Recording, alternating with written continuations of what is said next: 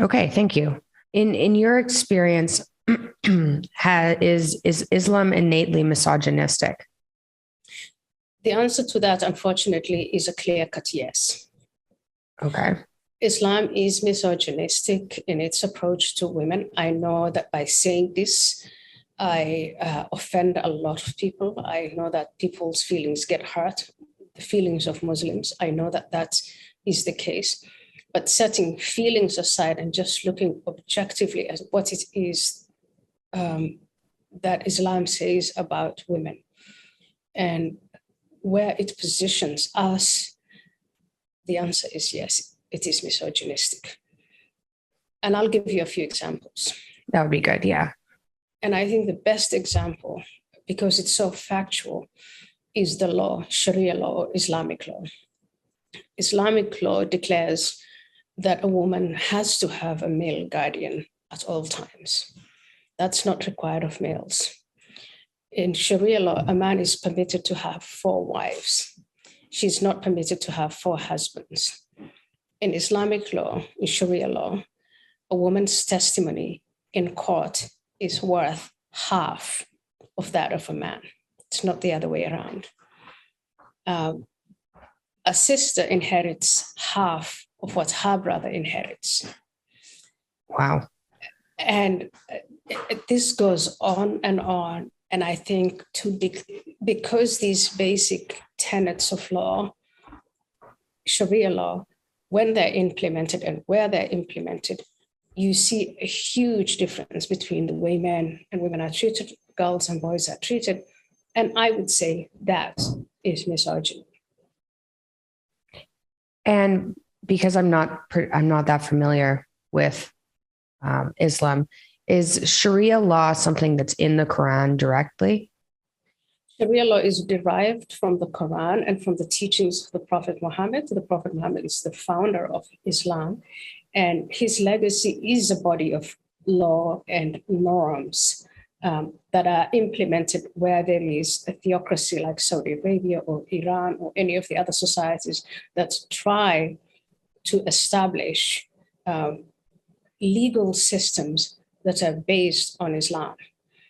Okay. So another example on the misogyny side is women are expected to cover their bodies. And there is some kind of discussion on how much of that. In some cases, they let you show the face and the hands. And in extreme cases, you have to be covered from head to toe, confined to the house. Your male guardian chooses, or at least you need his endorsement to marry someone else. And all of this is based in Sharia law. If you're a woman and you're not happy in a marriage, it's almost difficult, almost impossible to divorce your husband. And the other way around, for a man to divorce his wife, all he has to say is declare in front of 2 witnesses 3 times that he divorces his wife, and that's done. So on the question, is Islam misogynistic? I think these facts speak for themselves. Is Islam inherently misogynistic? Well, first and foremost, of course, misogyny needs to be defined, because if it's defined definitionally as it is in the kind of dictionary, the hatred of women, then the answer is very clearly no. Because the Quran very clearly states in more than one verse, in chapter 3, verse 195, that God does not let to waste any action of any doer among you, men or women, and that both of you are from one another. That in chapter 33, verse 35, the believing men and the believing women and and so on. And it mentions a list of attributes mentioning men and women specifically, and then says that God has prepared for them a reward. And in fact, the Quran explicitly mentions that we cannot have hatred towards any believer, because it's mentioned in chapter 59 of the Quran,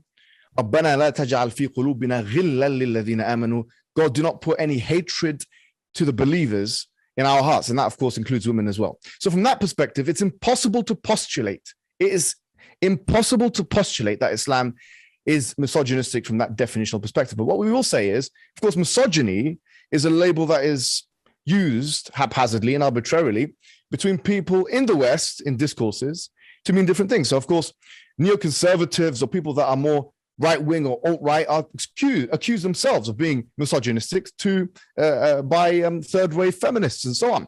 And so it really depends on who is the one making the claim and what the robust definition that they have of misogyny is.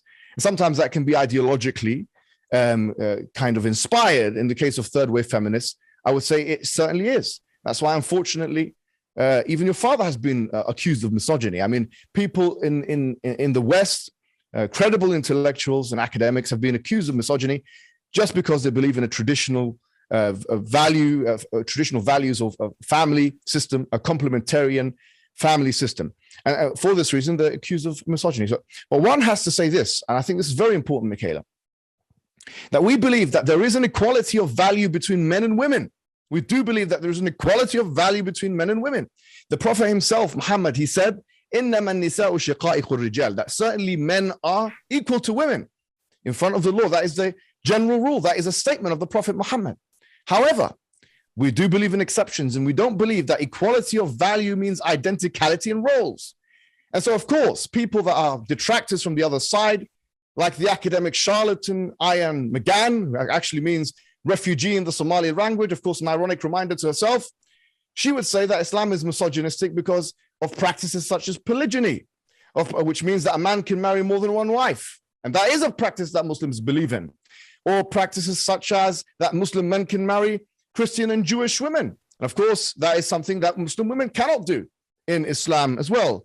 And various other inheritance things or aspects where there is a differential there between how men are treated to women.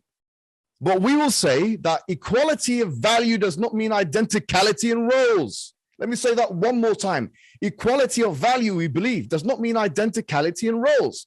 And therefore, just like Aristotle said, that like things should be treated likewise, and that different things should be treated the same. We do believe that women have a collective female temperament on certain aspects, which need to be tailored for in legislation, which need to be tailored for in social and political life. And so therefore, if someone wants to use second wave, feministic, collectivistic discourses to try and attack the Islamic narrative, then they must first establish the truthfulness and the objectiveness of second wave feministic discourses. I and Hirsi is a feminist. We are opposed to feminism, and we say that feminism has now almost certainly been cracked open as a false ideology. Of course, I think I should add to this, in addition to all that was aforementioned, that Ayaan herself was embroiled in the most embarrassing of public inquiries, if you can call that, whereby she herself was in a polygynous relationship. She was a mistress. She was a mistress to Niall Ferguson, her husband now. And she was doing so at the dismay of Sue Douglas, who is his ex-wife. And with the destabilizing effect, of course, the destabilizing effect to his family, to Lachlan Ferguson, to Phoenix Ferguson, the children of Niall Ferguson. So she attacks polygyny in her books, but she practices it in her daily life. And so this is a serious hypocrisy, not just in that which she does, Ayaan McGann, but in that which she states as well. So the challenge really is, and I will repeat this, if someone wants to quote aspects of the Islamic discourse, aspects of the Islamic jurisprudential tradition, and juxtapose it with the Western discourses, especially here we're talking about second wave feminism, and expect Islam to correspond with those, they'll be utterly and bitterly disappointed, because clearly we believe our system is superior. We believe the system is failing. We believe that nuclear households are being destroyed in the West. We believe that you've got it wrong. We believe that we've got it right. And so in order to defeat us in argument, you must first argue from first principles. And so, yes, we do have differences with Western, especially second wave or third wave feministic discourses, but that does in no way show or indicate that Islam is misogynistic. To the contrary. And one last thing I will say is McGann herself is blissfully ignorant. Ayaan Hirsi McGann, blissfully ignorant of the Islamic tradition, the underqualified, overconfident, ultra-crepidarian, academic charlatan, right-wing apple polisher, obsequious woman that she is, doesn't even know that it doesn't even know the basics of the Islamic tradition. Mentions in her book, Heretic, in page 77, that we worship Muhammad. She doesn't even know the basics of the religion. She makes squandering mistakes, one after the other, about gender in jurisprudence in Islam. In her latest book, Pray, you can see it in page 151, where she makes a series of unsubstantiated claims about Muslim women and their rights in Islam, saying that their rights can be sold to strangers, and all kinds of nonsense propositions which have no basis in the religion of Islam. So if you really want to know about women's rights in Islam, one has to go to the source. And this ultra crepidarian academic charlatan, Ayaan, is just a failure who's been let in by the most unusual types of affirmative action program to the neoconservative circles, because she has no academic acumen at all.